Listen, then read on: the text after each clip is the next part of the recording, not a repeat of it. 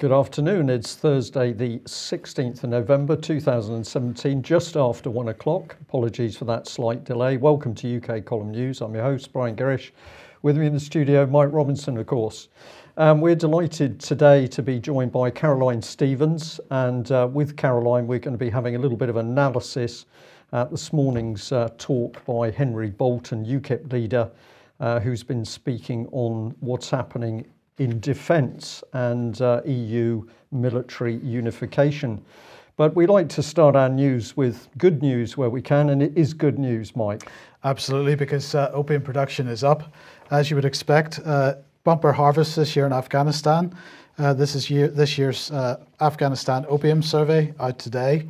Let's just have a quick look at the types of thing they say. In 2017, opium production increased by 87%. Compared to 2016 levels. The area under opium poppy cultivation increased to a record 328,000 hectares in 2017. That's up 63% compared to 2017, up 63% compared to 2016. The average opium yield is at 27.3 kilograms per hectare. That's 15% higher than 2016. But one thing that they did, which wasn't such good news, Brian, they eradicated 750 hectares of poppies. That compares to, that's up 111% from 2016. So that's not so good news. But nonetheless, 750 hectares of poppy eradication in a total production of 328,000 hectares. That has got to be considered a success for the opium trade globally.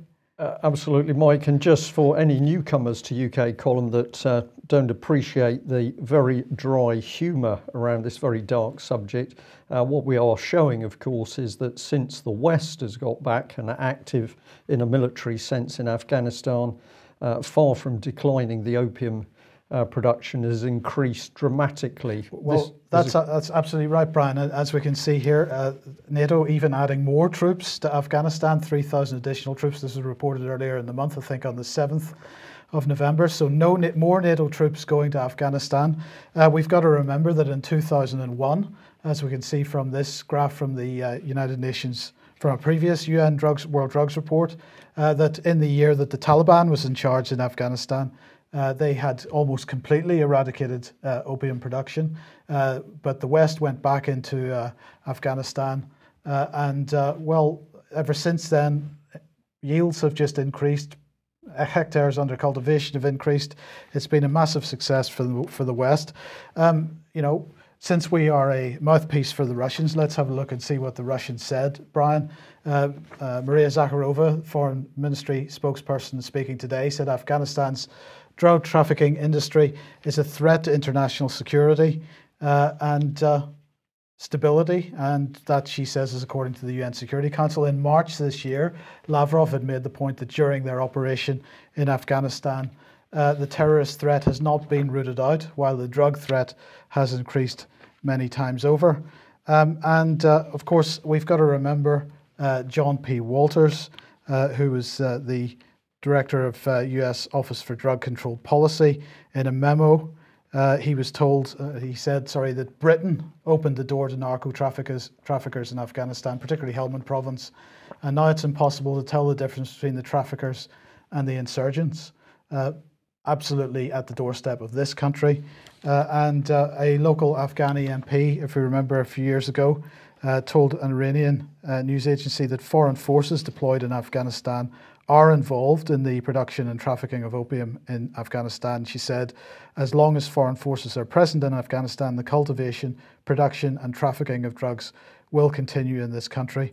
And she made the point and reaffirmed the point that Helmand province, which of course was always traditionally under the control of the British since 2001, has been transformed into a profitable centre for foreign states to earn an expense fund for their deployment in the country. Well, I think it goes a bit beyond that, because this is what is keeping the international banking system afloat at the moment. It's remarkable, Mike, isn't it? And the other thing, of course, we can see with this is that the policy extends across political parties. So it hasn't made any difference whether it was Tony Blair and Labour in power or David Cameron and Conservatives, the same policy goes on. We've got the war and the deaths overseas. Poppy crops, you would have thought we would have been controlling very tightly if that production was for pharmaceutical use. Well, of course it's not. So we've created the violence, we've destroyed the countries, and we've made sure that the opium production is up for those profits. What we're witnessing is the international cartel, which is a mixture of the banks and politics. Absolutely, and this point about the pharmaceutical use of opiates is very important, because while we're seeing epidemic levels of opium misuse, heroin misuse in the United States and increasingly in the United Kingdom as well, British farmers are having to grow opium, or at least they're finding a market to grow opium in British fields in order to supply the National Health Service with opiates for medical use. So if there's any demonstration needed that the British government is complicit in this whole arrangement, I think that describes it very well. We have a responsibility, bearing in mind the intervention that we made in Afghanistan to try to sort that country out, but instead we're turning it into an opium factory for ourselves. Opium factory, but more good news, people trafficking. Well, absolutely, because of course the drugs trafficking has a certain business model. We throw a little bit of money at trying to eradicate 326,000 hectares of production, 700 hectares of eradication. But of course, people trafficking is the same type of business model, isn't it? And we throw a little bit of money at solving certain problems, certain aspects of the people trafficking business. But overall, the business continues to be a multi-billion-pound industry.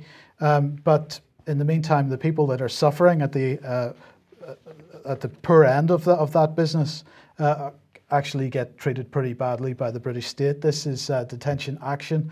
They've produced a new report which says that trafficked people are being put into detention once they're discovered in this country. They're being treated like normal illegal immigrants and being processed in the same way, with no particular consideration for the fact that they were trafficked and had been experiencing or had been placed in a form of modern slavery in the meantime. And then once they're in detention, they say they're being treated, as I say, by irregular migrants to be removed, and they find it difficult to access support for victims of modern slavery. They say that the Home Office is the main body responsible for referring people in detention to the National Referral Mechanism, the government's system for protecting victims of trafficking. This creates a conflict of interest with the Home Office's role in detaining and removing undocumented migrants. In practice, it appears that the Home Office is failing to identify and properly refer all victims of trafficking in detention. Now, of course, if your business model is to bring people into the country, Brian, and have them operating in some form of slavery, and then those people are picked up through a police operation or whatever, it would be a useful thing to make sure that you've got those people in detention, can send them back to somewhere where they can go through the cycle once again and end up back in the slavery mechanism once again. It's vicious stuff, Mike. And of course, if people think that this is just happening with people overseas, let's have a look at what's happening in UK. And we are very much going to stay on the case of this lady, Melanie Shaw, a survivor of abuse in the Nottingham care home Beechwood. This lady put in prison by Theresa May as Home Secretary, and she has endured horrific conditions in a series of prisons. We've shown this before, but Melanie has until recently been in HMP Eastwood Park. She's now been moved. She's moved on to this prison style in Cheshire. We understand this is a particularly old and decrepit prison. And the correspondence we're having from Melanie at the moment is that she is having an awful time in this prison. So the few possessions that she's had in her cell in previous prisons have all been taken off her. Clothes have been taken away from her. So she's just restricted to a few items of prison clothing. And as far as we can tell, she's back in solitary confinement. Why is this lady being treated like this by Theresa May's Conservative government? Well, of course, it is to unsettle and disorientate her, because, of course, Melanie is one of the many British child abuse survivors that is talking about the connections between members of Parliament and the establishment and child abuse. So we believe at the moment that Theresa May and the Conservatives are very keen that Melanie Shaw stays in prison. There's rumours of a release date in June 2018, but she's had previous false release dates given to her, which of course is also a form of psychological torture. So whether it's drugs overseas or British or people trafficking, we can be pretty sure the British government is closely involved. And if anybody's got information about the abuse of children by members of Westminster or any other information relating to the abuse of Melanie Shaw, we'd be very grateful to hear. Well, let's move on to the subject of EU military unification, and we're going to say credit where it's due, because of course it has been UK column with the great assistance by David Ellis of Strategic Defence Initiatives in particular, but also Caroline Stevens, who's going to join us today. We have been able to report on what's really been happening with EU military unification, and a slide of the UK column website there we are encouraging people to visit the timeline and a great deal of information on the exposure of what was really happening. Now, having done that, we've got many other organisations starting to jump on the bandwagon. We've got the Campaign for an Independent Britain now waking up. We're going to say well done to them. A little bit of a shame it's taken so long. We've also mentioned Veterans for Britain, and we're going to come back on this very interesting man, Lee Rotherham. He's a researcher, Tory party political candidate. He's very close to the Conservatives. But this man said quite rightly that a nation state that contracts out its defence has ceased to be. So Lee Rotherham from Veterans Today gave the chilling warning over what EU military unification really meant.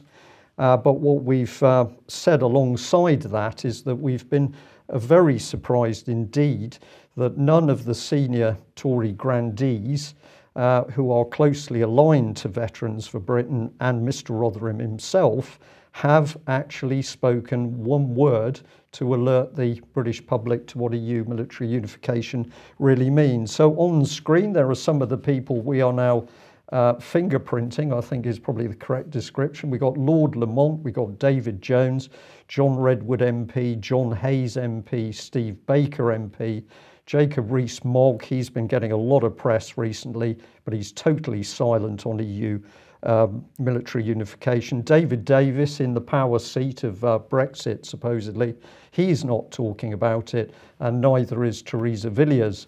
So we wonder why these MPs would support Veterans for Britain when Veterans for Britain is putting out the warning nothing else is happening. But something has happened, and that is that UKIP has now finally woken up, and the new leader, Henry Bolton, has come to the fore. Just put this one on screen. This is a statement that Henry made a little while ago, but I think it was pretty telling. He said, "Working for the European Union at a reasonably senior level, I came to understand its internal workings very well and was not very comfortable with them at all. I think that's a little bit of an assumption that we're on our way out. We thought we were on our way out, and we'd be fully out in March 2019, but we're clearly not going to be. The Prime Minister has made that quite clear that we are leaving," he's saying we're leaving the EU in name only. So that was a pretty crunchy statement. But today this gentleman has been speaking at the Institute of Directors in London. We're going to show you a little bit of what he had to say, but I'll just summarise a little bit here. He warns that our defence expenditure had dropped from 2.85% in 2000 down to 2.4% in 2016. So he talked about the massive cuts to the military, the massive downgrading, huge recruitment problems since Capita had taken over. He said something quite interesting, which I need to have a look at the statistics myself, but he says Britain now has fewer tanks than Switzerland. And something that was absolutely fascinating, Mike, he said that many people would not know that so incompetent was the MOD at the moment, Ministry of Defence. They'd been fined £31 million by the Treasury for failing to comply with Treasury rules. It's like a business running here, isn't it, rather than government. He said that amphibious warfare ships were going to be sold off. There was no doubt about that. He was talking about massive cuts to the Royal Marines, and he said all this is going on while there's a risk of major conflict. And he particularly used Ukraine as a very, very dangerous example. So let's have a look at what he had to say. This is part of the live broadcast. Now, let's be entirely clear. The EU's common security and defence plans are associated with eventual formation of a European federal state. And any involvement in the EU's permanent security cooperation by the UK would place the UK at a significant risk of compromising the integrity and capabilities of the British Armed Forces and of subordinating them to EU authority. In particular, the EU's ambitions are a threat to the UK's status as the only European member of the Five Eyes intelligence community. They pose a threat to NATO cohesion through creating duplication, dividing assets, and through political competition between the European Union and the alliance itself. They will interfere with the way that national armed forces are administered, and, for example, are likely to enforce the wider introduction of trade unions within armed forces. They will result in a significantly negative impact on the UK's defence industry and procurement. For example, in future tenders for major defence procurement that may be for national security interests we would want to be given at home will have to be tendered across the entire European Union. Our tanks and warships may be built in Poland of Chinese steel. Decisions affecting UK defence priorities will end up being made in the European Union, in Brussels. This all despite the fact that even technically we will have left the European Union. Now, I know that many of you will be saying, okay, but why is he going on about all this when the UK did not sign up to PESCO? When it could have done on Monday, but it didn't. Surely all this is academic. No, it is not. The risk of the government selling our armed forces down the river or risking our armed forces being deployed on EU political control, and of the EU having to apply more draconian EU Commission regulations on procurement are as real as they were before Monday. I return to my earlier point. The EU treaties contain clear ambitions for EU defence integration and centralised command and control. These ambitions are still being pursued. The UK government has stated clearly that future integration with European security and defence structures is on the cards. Theresa May has stated that the UK is offering to subordinate elements of its military and foreign policies to those of the European Union as part of the Brexit negotiations, and to dedicate part of our foreign aid budget, which UKIP believes needs to be massively cut, to the European Union. Brian, I think the only thing that I could even nearly take issue with there was his scepticism over the duplication of effort between NATO and the EU. And I just make the point once again that this is something that Jens Stoltenberg and Federica Mogherini have been working on extensively for about the last 3 years. This is not something which hasn't been considered. It has been considered, and they have a joint declaration which came out in June or July this year, and they're following through with that. So everything else they said we haven't heard this type of language from any politician anywhere in this country. This is spectacular. Quite extraordinary. I've got pages of notes that I took while he was speaking, and I have to say the information coming out of this man, entirely accurate. He was in the military himself. He talks about serving for 20 years in the army. He said, I was serving during the Cold War in Germany, but I was also involved in military areas afterwards. This was actually while he was working for the European Union. So this man's very interesting because he's talking the right language, but he's also been very closely involved with the EU machinery.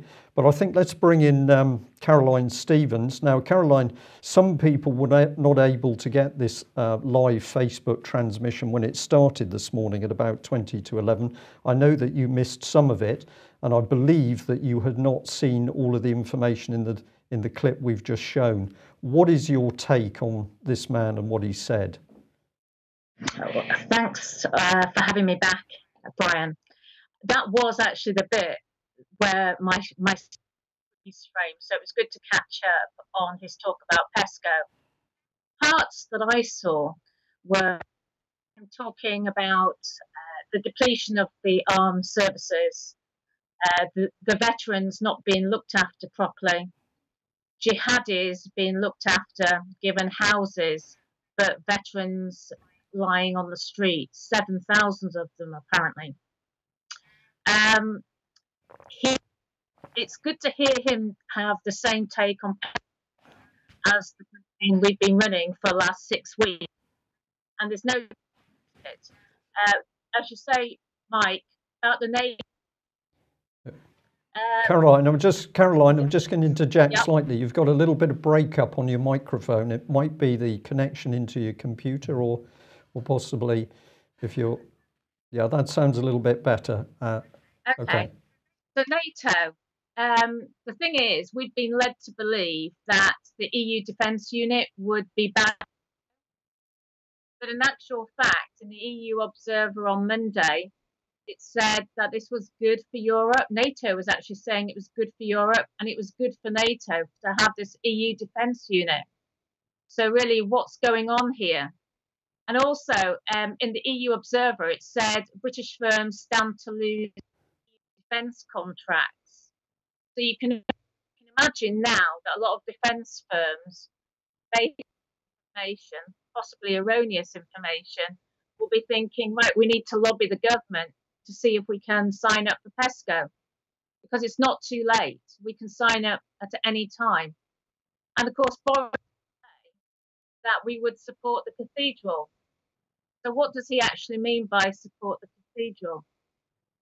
And countries is Ireland that didn't sign up on Monday, but they're having a debate in their parliament within the next 2 weeks.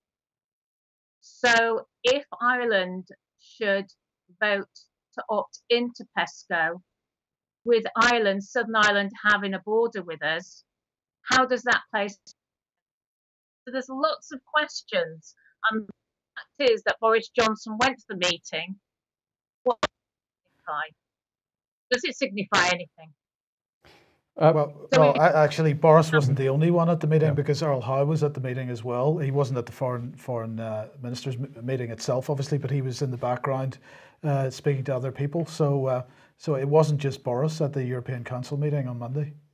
It is remarkable here. I'm just going to say that if we take it at face value, what Henry Bolton has said this morning, this is the hardest hitting language we've heard from any politician. The only other people who are using this sort of language now are some of the very senior retired military officers. So, for example, Admiral Zambellis, that was in the Defence Committee on Monday, so he's using the language, so are the senior officers from the Army and the RAF. But Henry Bolton is the only person who's come forward with such a clear statement. So what are we to believe? That he doesn't fully understand how subtle and devious this EU policy is, because, as Mike's pointing out, they've actually already worked out how they're going to manage the dual approach with NATO. So maybe Mr. Bolton doesn't understand this, maybe he's not being briefed properly, but he's given some really good warnings as to what's going to happen and the possibility that this could be brought in by the back door. So I'm going to give him credit for that. You've used the EU Observer to make some comment, Caroline. I did a little bit of research yesterday, and I think I'm correct in saying that I found Mr. George Soros at the back of that organisation as one of the funders. So we're in a very, very dark pond. But if we're to be a bit optimistic on this, do you think that Henry Bolton is capable of actually now getting through to those 17 million people who said we want out of the EU and they voted out? Is Henry Bolton capable of now showing these people what I'm going to call treason by the Conservative government? I think with political parties to reach out to people who haven't traditionally voted for them. I mean, is using his monies not just to political parties at an arm's length, but it's in non-governmental organisations. So it's people who've traditionally voted in different ways, and that's what we need to do now: is to, waken up the British population to understand handing over our military, this very real threat. It's not just for UKIP supporters.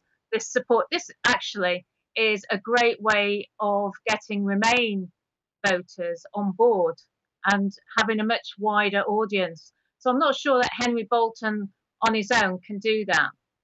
Not when you're wearing a particular party rosette. Right, this is a very good point. We're still having some breakup on your microphone, Caroline. I'll just let you know that.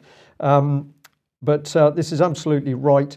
People who still think the solution is with a political party, we say, are going to be very, very disappointed. We need the truth and the evidence to come out across the wider population, free of any party spin. And I'll just bring this slide on screen, because don't expect the BBC to be helping this process. I just went for a little look for some information on Mr. Bolton in preparing the news today. So I went on the BBC site, and here's Henry Bolton's speech at Torquay. This is when he became leader. You may not see it until I highlight it, but it says, terribly sorry, this clip is unavailable. So I don't know whether that was a temporary glitch. I actually would rather think that this is the BBC doing its very devious censorship. But I'm going to add this letter on screen, which you'll recognise very clearly. Your opinion is that people need to be campaigning on a very broad front. They do need to be challenging their MPs, and you've got an open letter here which you're suggesting people can send to their MPs. Can you tell our audience today why it's so important that we campaign on such a broad front? In Parliament recognise is the ballot box. So the MPs really understand that if they do get inundated with letters, and that we're coordinating all their responses and then putting this information out on air on UK Parliament, it really does have an impact. There's no doubt about it. The campaign starting 6 weeks ago, that did help us not sign up on Monday. That's the information that I've received back. So it is important we keep them on back ropes, back foot. We need to keep putting pressure on them. Like we said on Brexit Day, hold the government's feet to the fire. And this is exactly what we're doing. We're highlighting an area where Boris Johnson could easily have gone to Brussels on Monday and handed over a piece of paper to say to Brussels, you can look after our finances and we'll contribute to the central treasury. And who's to say how he could communicate that from now till the 11th of December, when the final tablet, when it's all written in tablets of stone. So the pressure on. I mean, MPs denied anything to do with PESCO until we started writing to them. Yeah, Caroline, that is an excellent point. It's been all the good work of a great many people over the last few weeks that's finally forced this subject to the fore. We're going to say very gently, we're going to leave you there, because you're not helped today by the microphone problems. That's a great shame. But Caroline, we'll bring you back on board. What a positive note, though, that the direct action by a large number of people has forced the Conservative government to be shy of signing that PESCO document. And now we've at least got Henry Bolton heading in the right direction, even though we might say he still doesn't understand how devious the political machine is that he's fighting. Well, in the meantime, what's been going on? Well, Russiagate is ramping up like crazy, Brian. Russiagate getting out of hand. The hysteria is unbelievable. So this is an article in yesterday's Guardian, which is touting this book, Collusion by Luke Harding, Secret Meetings, Dirty Money, and How Russia Helped Donald Trump Win. Now, with no evidence that Luke Harding is necessarily directly related to the security services. I did ask Alex Thompson what his view was, and he said, well, looking at Luke Harding's background, he looks like the type of person that perhaps the security services would approach, but no evidence for that. But anyway, the book says that between 2014 and 16, he's talking about Christopher Steele, who, of course, created the dodgy dossier on Donald Trump. Between 2014 and 2016, Steele authored more than 100 reports on Russia and Ukraine, which were commissioned by private clients, but shared widely with the State Department and passed across the desks of Secretary of State John Kerry and Assistant Secretary Victoria Nuland, who led the US response to the annexation of Crimea and the covert invasion of eastern Ukraine. The sources for these reports were the same as those quoted in the dossier on Trump, which is quite interesting. So, of course, Christopher Steele, who wrote the dodgy dossier, well, it has been recognised that some of the money that was given to support that dossier came from the Hillary Clinton campaign. And it is amusing that, you know, the allegations against Russia Today in particular, that they spent $360,000 on advertising on Twitter and Facebook, and that swung the campaign for Trump. Whereas what did Hillary spend on her campaign? About $1 billion or so. So we're expected to believe that by the Russiagators, that Russia Today and Putin's efforts in spending a few $100,000 on advertising on Twitter has swung the election for Trump. And it gets better because the media show yesterday, Brian, I was listening to this in the car on the way home from the office, and well, the headline for the title for that was Russia and the Information Wars. And most of the program was focusing on Putin and the allegations that Putin has directly interfered not only with Trump's election but also Brexit. Well, an interesting little quote from the beginning of this program. If you get a chance to listen to it, do listen to it, because the presenter, the BBC presenter, acknowledged that people hate the BBC. He didn't say, well, people are getting skeptical about the BBC and the mainstream media. He didn't say, you know, there's a bit of distrust or whatever. He used the word hate, which is pretty strong. So people hate the BBC.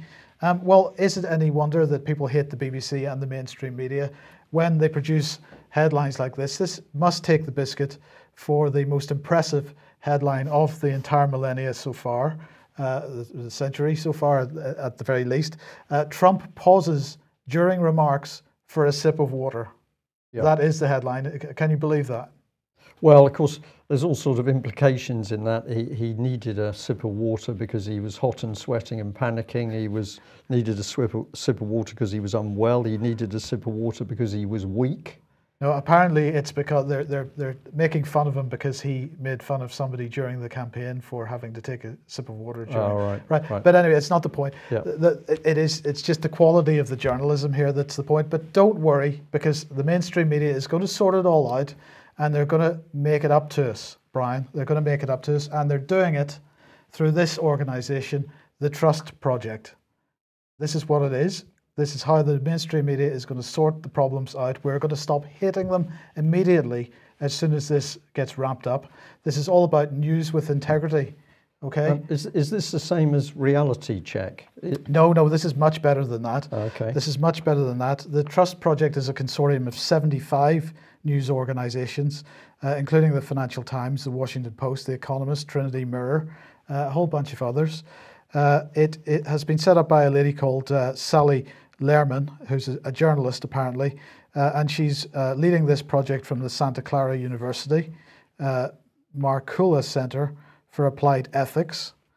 So there you go, that makes it trustworthy straight away. And all these media organizations that have signed up to the Trust Project are going to have signed up to a certain code of ethics with regard to how they produce their news. But it gets even better than that, Brian, because they're so trustworthy that they're going to be automatically trusted by Google, Facebook, Bing, and Twitter. So Google, Facebook, Bing, and Twitter are going to give members of the Trust Project a special trust mark, a trustworthiness mark in search engine results, so that you know that when you search for a particular term, you can absolutely trust them as a source. Well, I think this is brilliant, Mike. I think we can stop broadcasting today because we can trust them. Yes. Well, there's no need for us anymore. No, and it reminds me of the comment that the BBC made to you on the telephone, that you didn't need to know who the journalists were that were producing BBC reports because they were following the BBC editorial line and therefore they could be trusted. Yeah. So there we are. It's now official. BBC, you can trust them, and the other major media corporations, we can trust them because they say we can trust them. Trust us. Good stuff. Okay. Well, where does that go now? Well, freedom of speech, basically, because it appears that somebody's getting a little bit nervous that there's no freedom of speech in university campuses. And that's because, of course, they've had the prevent teams in, the anti-terrorist prevent teams.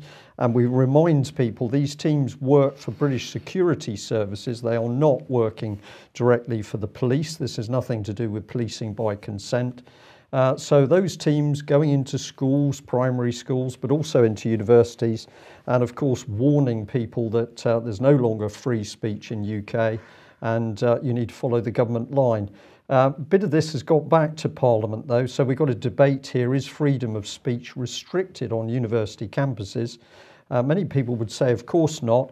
I'm just a little bit suspicious because the government is running the prevent strategy and the same government is funding the universities along with funds from the European Union. So I think freedom of speech in our universities disappeared some years ago, but a little bit of panic in Westminster.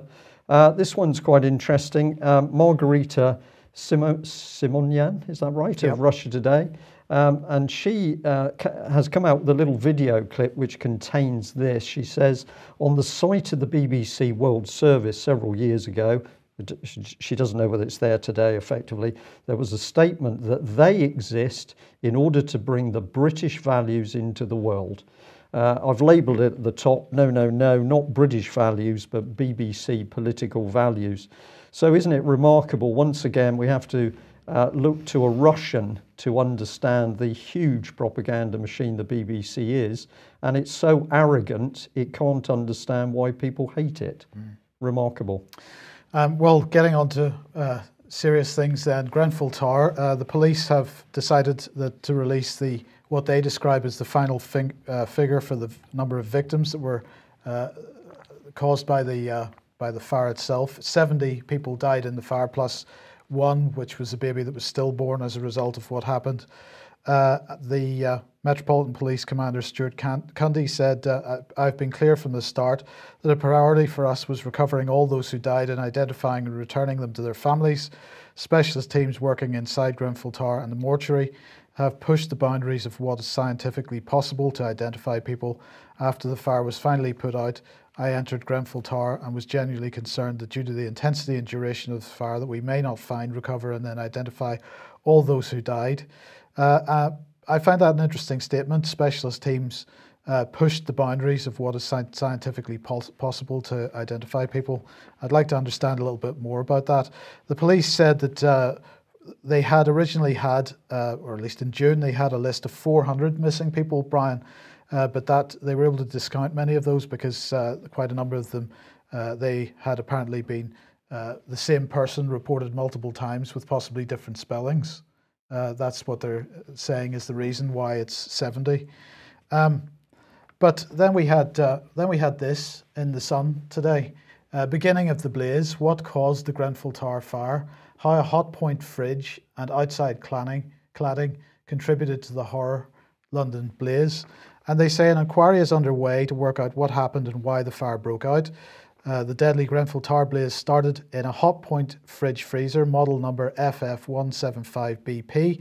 It is suspected that a fault caused the appliance to catch alight in a fourth floor flat. Now, it is true that many house fires are caused by fridges. This is absolutely the case. They go on to say that Hotpoint said it would work with police to assist with their ongoing investigation, adding that a full examination of the fridge and scene by the company had not yet been able to take place. Firefighters did put out the appliance blaze in the flat after the owner raised the alarm, but flames still spread up the 24-storey building on June the 14th, fire sources told the BBC. Witnesses said flames spread up the exterior cladding of the building, sparking an urgent review of tower block safety. And Brian, the thing that concerns me most about this, in all the reporting of the number of victims, the reporting of how the fire got started, is that nobody is asking any questions about this. They're simply publishing information and leaving it at that. And in this respect, this reminds me very much of the type of reporting of 9/11. Now, I'm not suggesting that Grenfell Tower and 9/11 are related in any way. I'm talking about the reporting and no questions. For example, the obvious question on this Sun article is, how did the fire get from inside to the cladding outside? How did it get through the wall? That question has not been answered. Maybe this is something that the inquiry is going to look at. But the point is that the newspapers aren't asking the question. And if the newspapers aren't asking the question, then it's not in the public minds unless the public have been looking at this in detail. And so is it a question which is going to arrive at the inquiry? I don't know. Well, somebody in our chat room has posted conclusions before the inquiry, how very Soviet, and I take the point here, and also highly suspicious. Everybody said that tower block was full of people, and it was also admitted that there were a lot of illegal immigrants in that building, and they are not going to have their names and addresses on hand, and yet suddenly the deaths are down to 70 plus 1. So for me, there's something extraordinary about this incident. And of course, the papers are not reporting that there were proposals to demolish this building. Outline plans have been put forward with the Borough Council some time ago. How very convenient. None of this is mentioned. It smells, I think, is the best thing we can say, Mike. Absolutely. Right, well, we'll end on this with a couple more articles to end on, but we'll end fairly shortly. We've got this in Parliament now, a Lord's a debate on human rights and care of our older people. Now, UK Column is getting a lot of information in about the lack of care for elderly people. We know there are many good nursing and residential homes doing a good job, but we're having horrific stories of treatment of elderly people. And what is particularly sinister, elderly people dying and their property being taken by local authorities. This is an increasing story. But on the right here, I've put some comment. Let's remember that we've got proposals for separate A&Es, accident emergency centres for elderly people. You're old, you go through the door. Do you ever come out, Mike? Maybe not. That's pretty disturbing. You will not see a doctor in person within 2 years. This is coming through very strongly now. And I've also said there that the NHS England is spending huge sums on ultra-fast broadband, and they're targeting every GP surgery. So money we would expect for the care of people is going for broadband. Why? Because they're going to replace personal contact with doctors with Skype and other systems. Your medical records are going to be chipped, and of course they're going to require us to wear the chip. And elderly people, it's been stated, are the problem. And I'll just add this one in. Conveniently, we've got a massive programme for the rollout of broadband to rural communities in Scotland. And I think this is all related, Mike. Yeah, absolutely. And we will end with this one then. Sorry, Brian. Yeah, no problem. Penny Mordaunt, we talked about this yesterday. She wrote an article in the Telegraph about how she believes in British aid and UK aid, how she's really impressed by it. She wants us all to trust in how the money's being spent.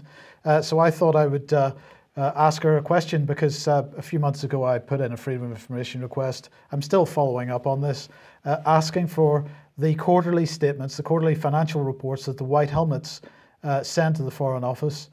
They do send these. The Foreign Office acknowledged that they received them. They do have the information, but they wouldn't give it to me. So I've simply said to her, in the light of her, in the spirit of the pride that she has in our aid, and to demonstrate her willingness to prove that pride, that I trust that she will now instruct her officials to release the information to me that I've asked for.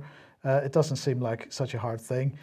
We're supposed to trust where the money's going, that it's all going to good use, and there should be no problem with the transparency in simply letting me see the quarterly statements that the White Helmets produced for how that money was being spent. Of course not, Mike. And we'll just remind people that the Tory party has claimed to be one of the most transparent political parties there has been. And it was Francis Mord who was in charge of transparency for the Conservative Party. So I expect fairly shortly we will have a transparent answer from the Conservatives. Transparent in the sense that there's no words on the page. Possibly, yeah. Over the White Helmets. That's it for today. Thank you very much for joining us. If you like what we do, and of course we're not mainstream media, I'm very pleased not to be. If you like what we do, please consider making a subscription or a donation, because we can only do what we do with your financial support. Thanks for joining us. Bye-bye. Bye-bye.